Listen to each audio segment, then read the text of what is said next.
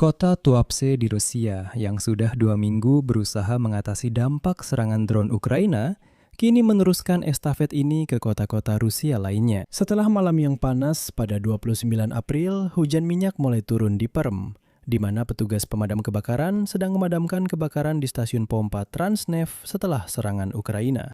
Pihak berwenang Rusia menyatakan bahwa ada serangan drone terhadap fasilitas di kota Orsk, Oblast Orenburg, dan Perm, Krai Perm, yang jaraknya lebih dari 1.500-1.800 km dari perbatasan dengan Ukraina.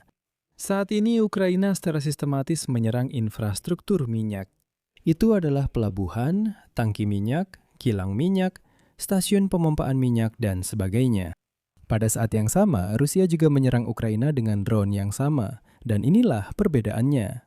Pada malam itu, di wilayah Odessa, Kharkiv, Mykolaiv, dan Sumy, rumah sakit, infrastruktur, dan rumah-rumah penduduk menjadi korban.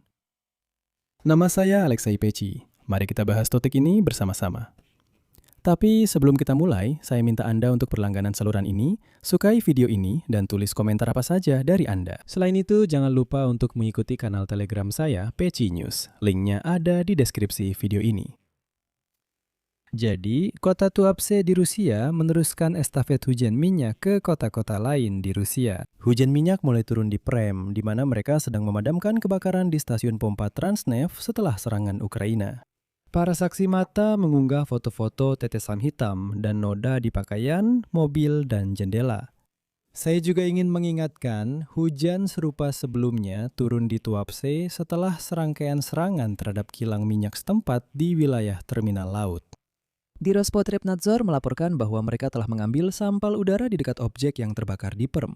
Mereka bilang semuanya baik-baik saja, semuanya aman, jangan khawatir. Pagi tadi, anak-anak di kota ini dievakuasi dari sekolah-sekolah karena serangan tersebut.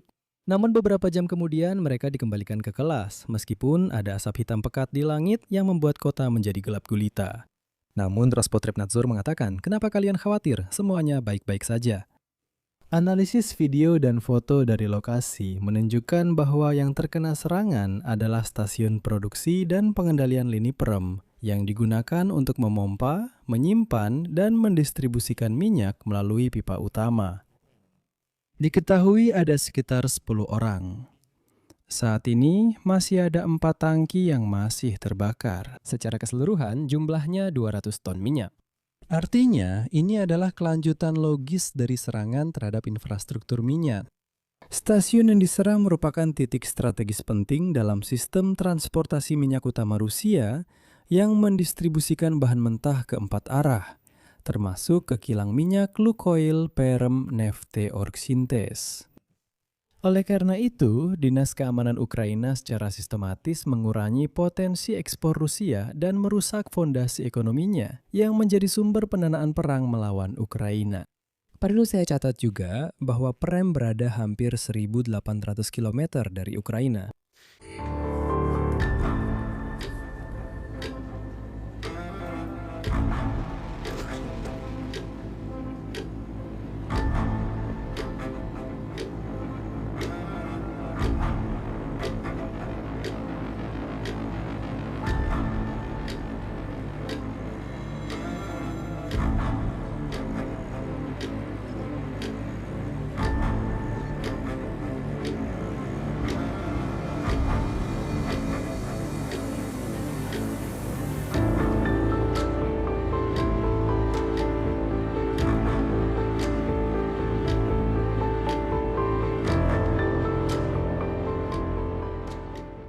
Pada saat yang sama, otoritas Rusia mengumumkan adanya serangan drone terhadap fasilitas di kota Orenburg. Itu berjarak 1.500 km dari perbatasan dengan Ukraina. Rosaviatsia memberlakukan pembatasan sementara untuk kedatangan dan keberangkatan pesawat di Bandara Orsk dan sejumlah kota lain di Federasi Rusia. Secara khusus di Orsk, drone menyerang kilang minyak Orsk Nefte Orgsintes. Ini adalah salah satu kilang minyak terbesar di Rusia. Perlu dicatat juga bahwa kilang minyak ini mengolah sekitar 6 juta ton minyak per tahun. Perusahaan ini memproduksi bensin, bahan bakar diesel, mazut, bitumen, aftur, dan produk minyak lainnya. Kilang minyak ini secara khusus memainkan peran penting dalam memasok produk minyak ke wilayah Ural dan Volga. Selain itu, sebagian produk diekspor. Orsk Nefte Orgsintes sudah pernah diserang pada bulan Oktober dan November tahun 2025.